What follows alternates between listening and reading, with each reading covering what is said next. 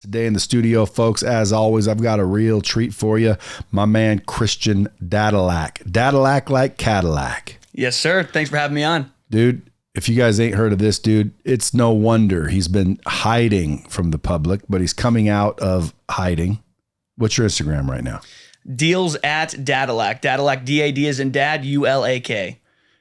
Dad, U-L-A-K. Deals at Dadulak. On Instagram. Yes, sir. So if you guys want to follow him, there he is. But what you do is ultimately you're a guru in the franchise space. Get up on that microphone like it's a wiener. Sounds good, man. So yeah, I'm a franchise consultant. So why'd you get closer? You should have got, if someone told me that, I'd be like, what? Like I said, what? You got up on there. I'm here to talk about franchising, man. I'm excited about it. I'm a little, maybe a little bit too excited, but yeah, man. So I'm a franchise consultant. I have a franchise consulting business. The way I put it to people is I'm kind of like Match.com for franchising. So, you know, some people like chocolate, some people like vanilla, some people like strawberry. I help them identify what franchises are the right fit for them, their background, their skill set, background, what? Financial wherewithal. So, for example, I mean, are you more risk tolerance? Risk tolerance as well, you know, and frankly, how much liquidity do you have? What's your net worth? So I'm looking at all these things to figure out a handful of options I think that could be a great fit for you based on what you share with me. And then I'm going to help you do your due diligence. I'm going to walk you through that process. So you're like a curator. Yeah. And a lot of people will say it's almost like a real estate agent for franchising or like an executive recruiter helping a company find top talent. I'm like a recruiter for franchises. I find top talent for franchisors, and that's why they're willing to pay me to help them find great franchisees versus someone fills out a form on a website.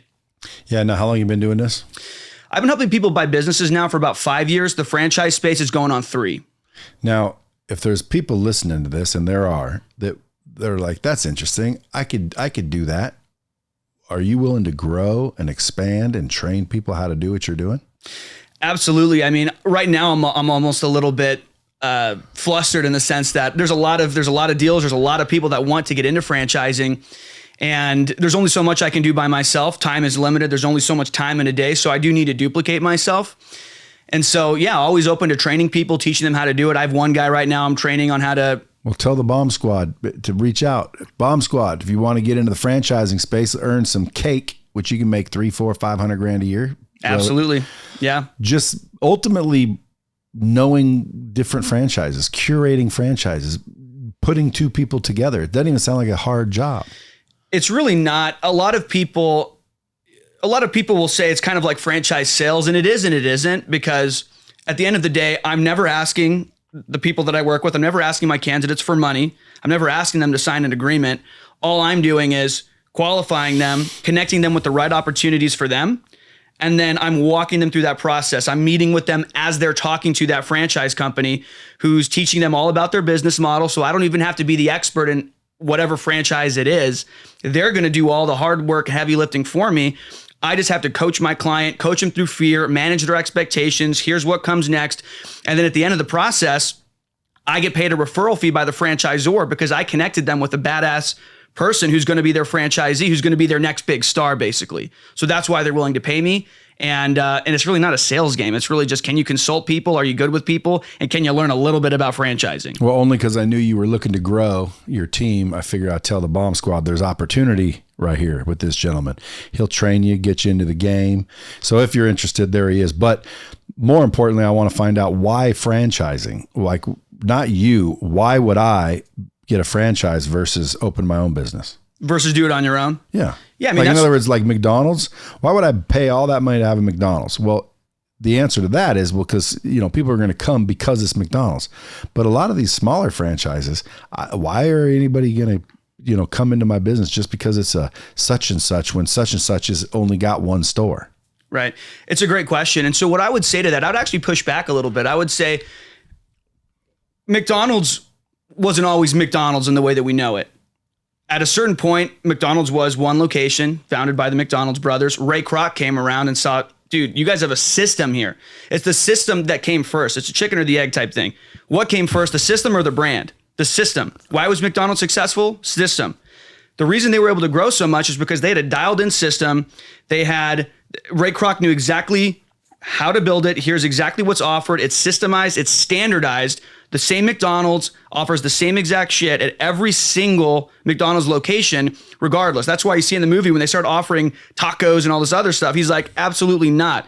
This is our bread and butter. This is the way we do it. This is how we build a hamburger. And it's the same way at every location so that the customer can go in there having the same experience. So it was the system that came first, not necessarily the brand. And so when you're thinking about buying a franchise, it's like, yeah, I could go to McDonald's right now, but the problem is they're sold out. How do you get a McDonald's today? You buy it from somebody that's already built it. And that's going to command a premium because you're paying for cash flow at this point. You're going to have to pay a lot more to get into that than you would otherwise have had to 30 years ago or whatever it is. So why buy an emerging brand today? I don't recommend that for everybody. So if a franchise has 1 location, 3 locations, I'm not going to tell them to necessarily do that. I'm going to ask them that through my consultative process. That'd be cheaper, right? Sometimes yes, sometimes no. It depends on the nature of the business. But I'm gonna ask them, like, are you okay with an emerging brand? Or are you wanting something that's more established? Here are the pros, here are the cons.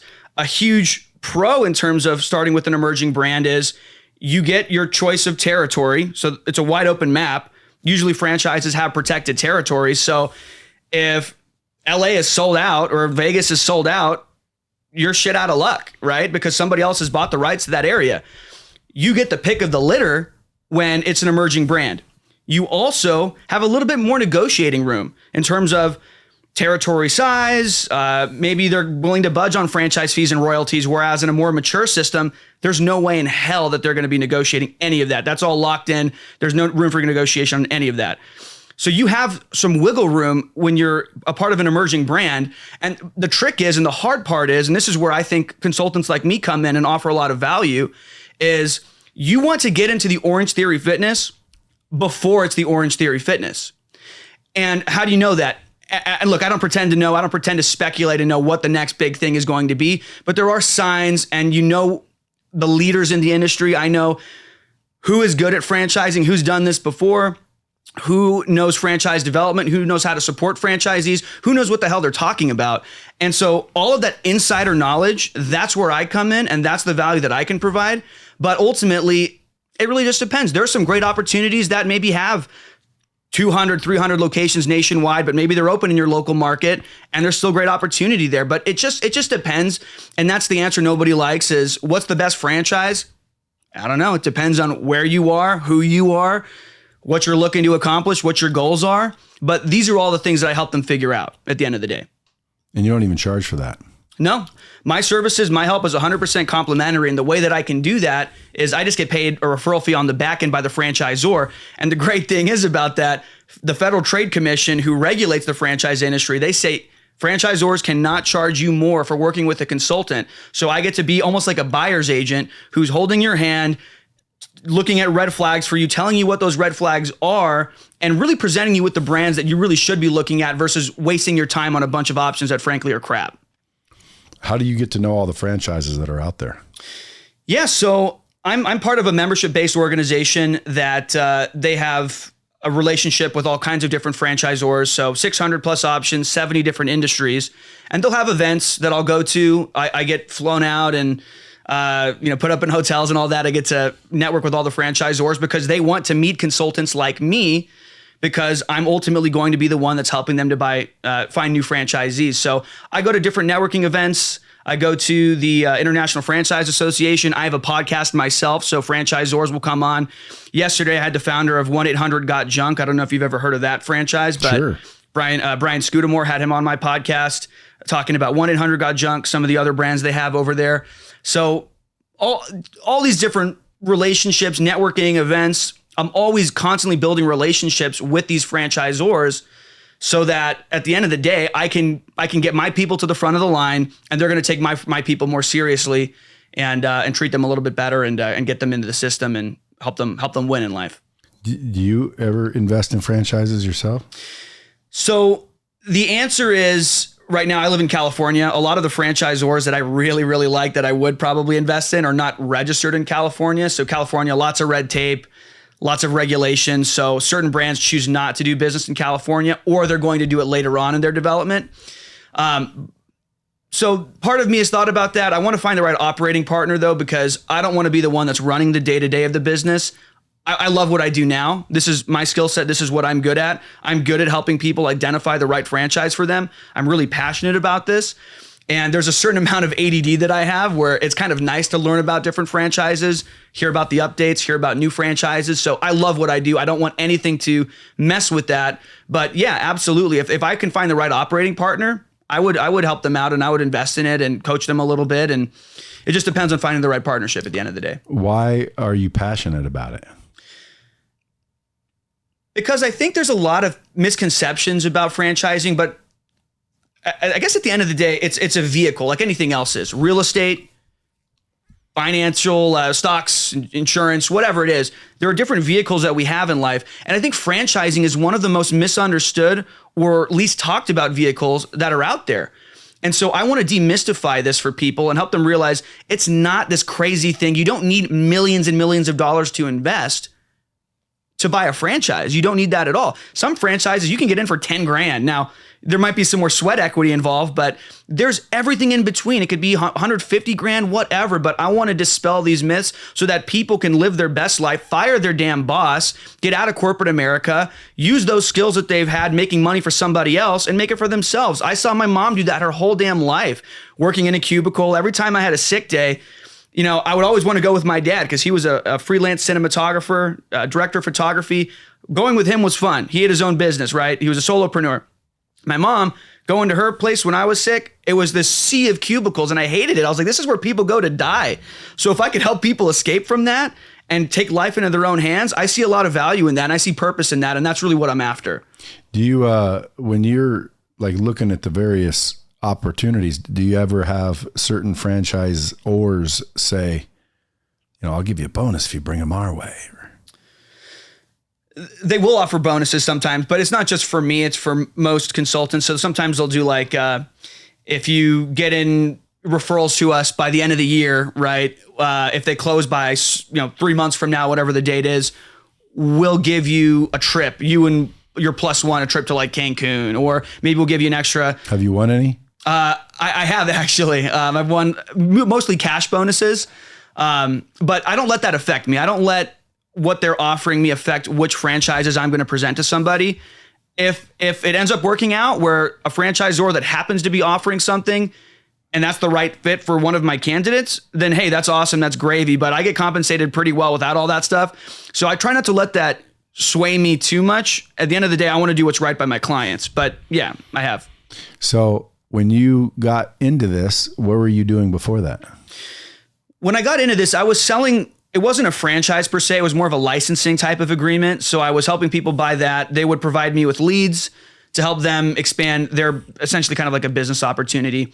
And then I kind of, like most people in franchising, it's a running joke within franchising that you don't find franchising finds you. And that it was kind of the case with me. I knew that I could make more money doing what I was doing. I knew I developed a certain skill set, helping people get into business. And I didn't like the opportunity that I had. I didn't like being pigeonholed with just one opportunity. So I was thinking like, how can I offer more opportunities to people than I do now? And so just through research, I looked at business brokerage and helping people to sell their business. You could make some good money doing that. But then ultimately I stumbled on franchise consulting. And like most people probably listening to this, I was like, huh? You can do that? You can be a franchise consultant? I figured, okay, what are the facts about this situation? Well, okay, I was getting paid $7,500 a deal selling that licensing agreement. So I figured out, okay, so these franchisors will pay me on average 4 times more, just for one location, mind you, not for multi-unit agreements, 4 times more on average for doing the same deal, which, and these opportunities provided better support, better opportunity than the one I was representing before anyway. I have 600 plus options I can show versus just the one.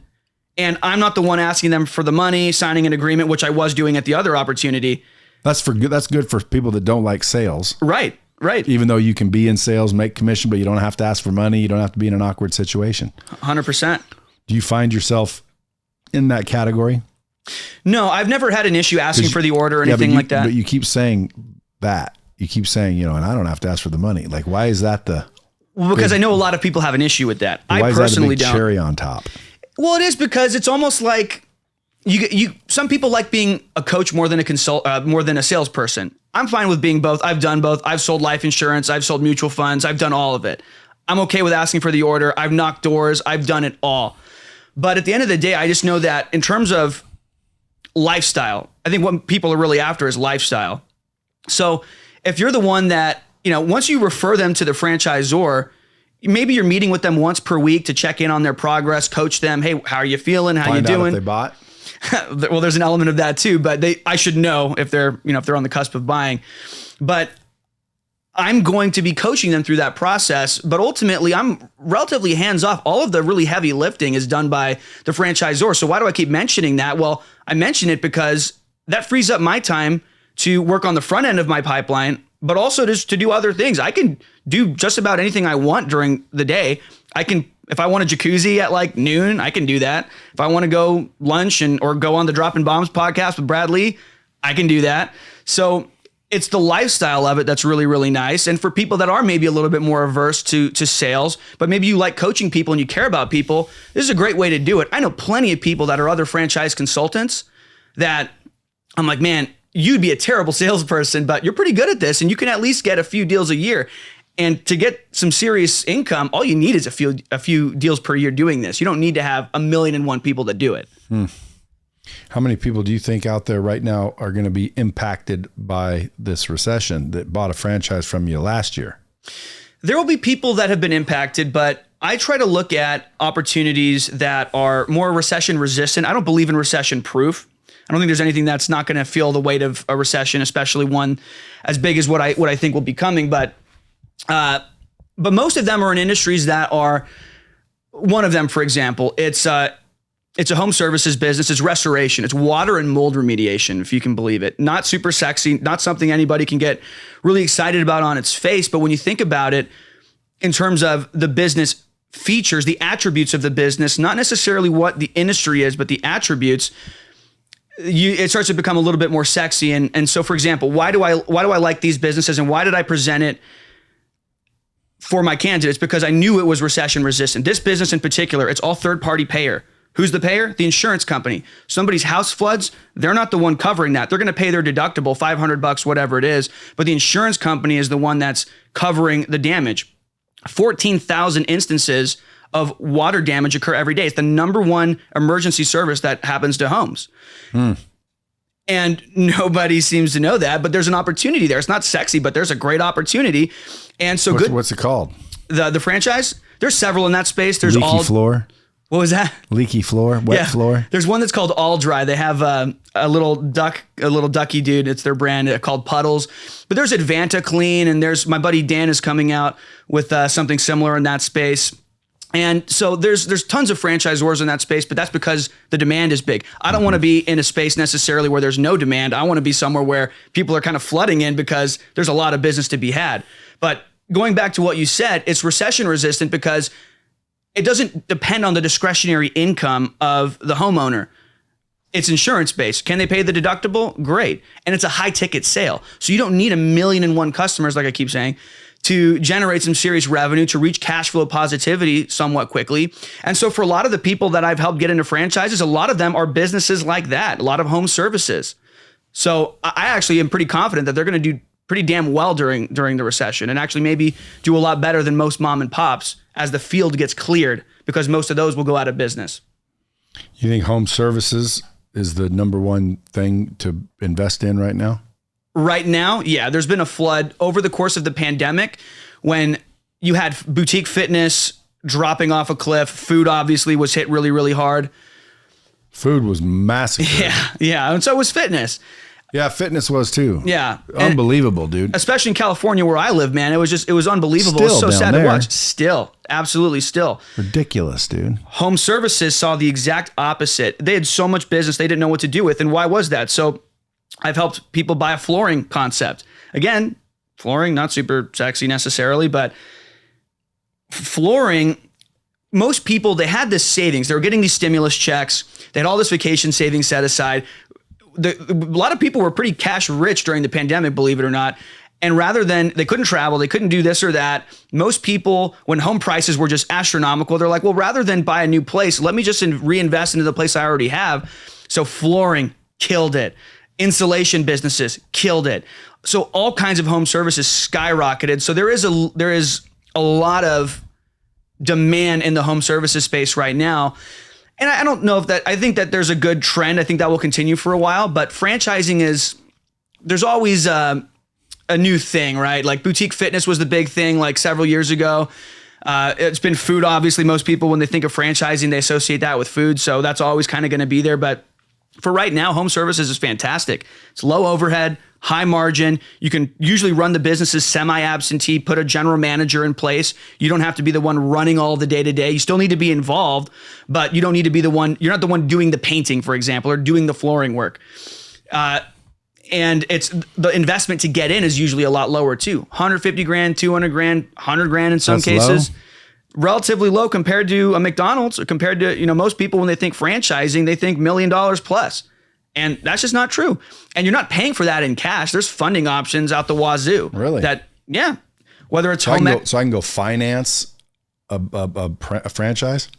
Absolutely. Most people are not buying franchises in cash. Even if they have the money for it, most people will think, let me get OPM, other people's money. Now, granted, you have to pay it back or the business has to pay it back, but my cash on cash return is going to be a lot better because what does that do?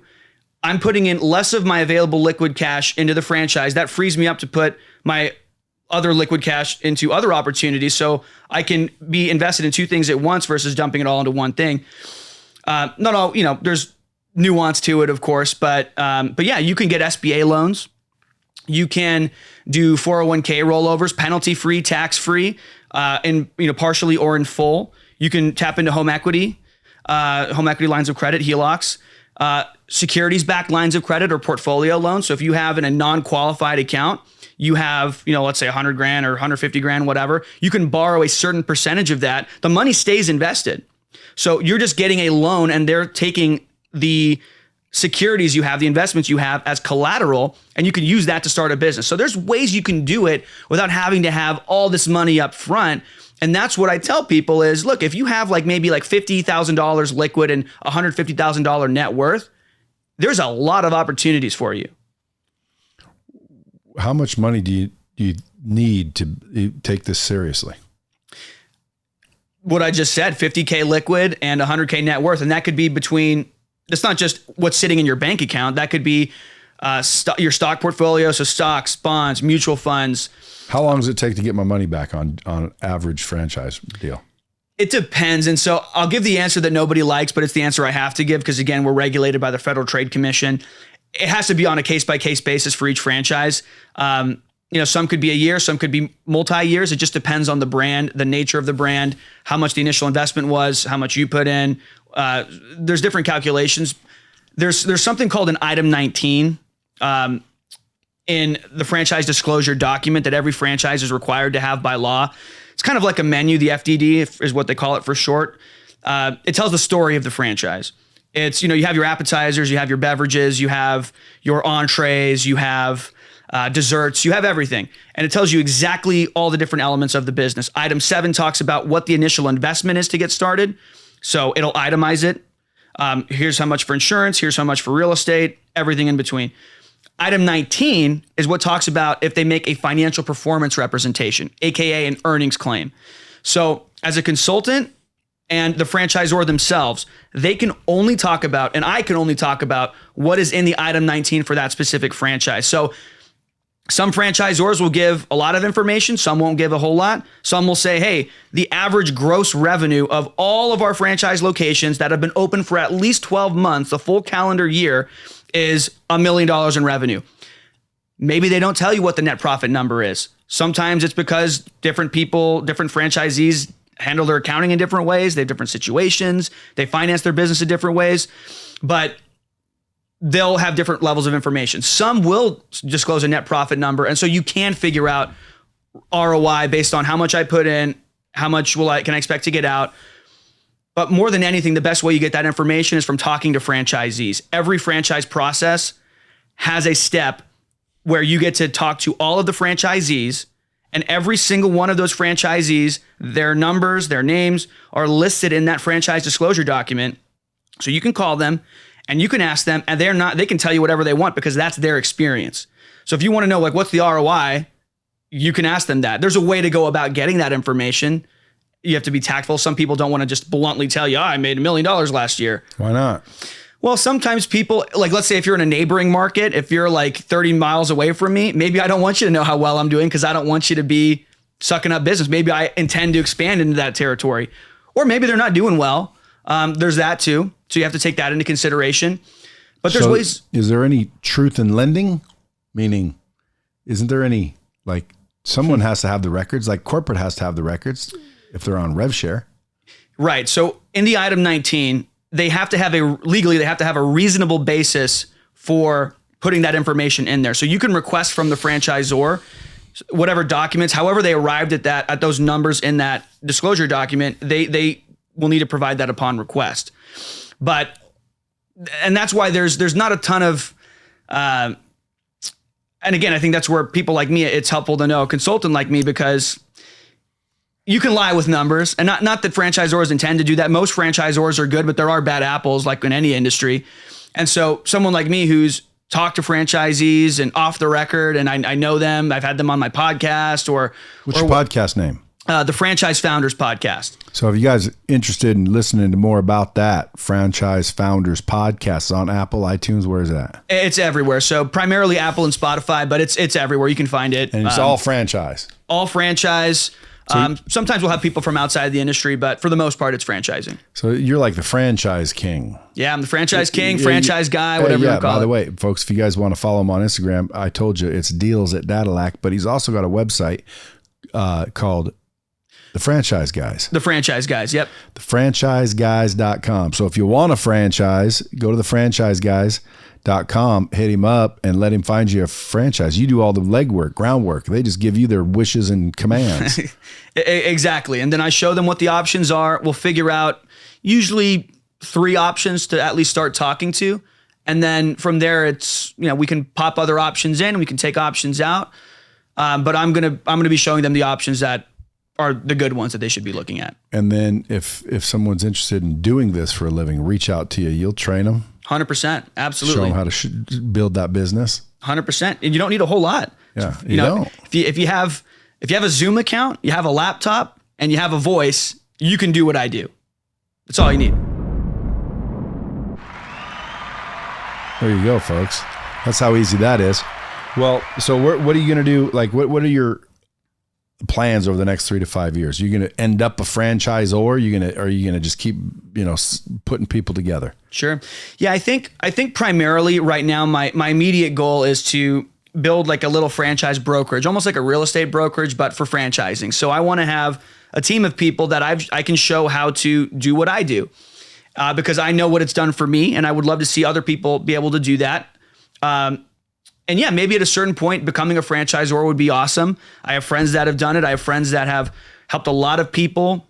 Did they do it through you? To become a franchisor? No, these are people that I've met through the industry that have been in the franchise game for a lot longer than I have even, but have created incredible wealth for themselves. I mean, if someone wants to franchise their business, I mean, that's a conversation we can have too. I have people for that. But primarily it's on the buying side that I help people with, but that's what I want to do. My whole goal is to help more people live the American dream. The American dream, as I define it, is business ownership. That is the way that you don't have to really answer to anybody. With as crazy as things are right now in the world and in America, taking your life into your own hands and controlling your own destiny, that is just, it's almost becoming a necessity right now. Even if you don't do something full time, having a side hustle of some kind is it's not even a question of whether or not you should do it anymore. It's a necessity. So I want to teach people how to do that. And I think being a franchisor at some point down the road might be a part of that, where, maybe we start something from scratch. Maybe I acquire an existing brand or whatever it is, and then help people get into that franchise. But that's definitely on the horizon. That's something that I'm definitely thinking about, no doubt. Good. How old are you? 28. See, you're a young man. Yes, sir. just getting started. Yeah, absolutely. Where are you living?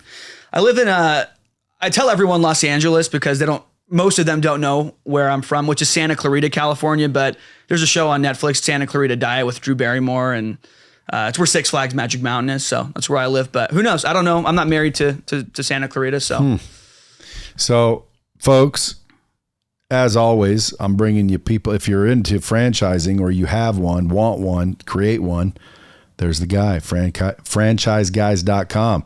If you're just into humor, then follow him on Instagram at Deals with Dadulak. Yes, sir. Deals with Dadulak. Like Cadillac. Dude, I appreciate you coming up.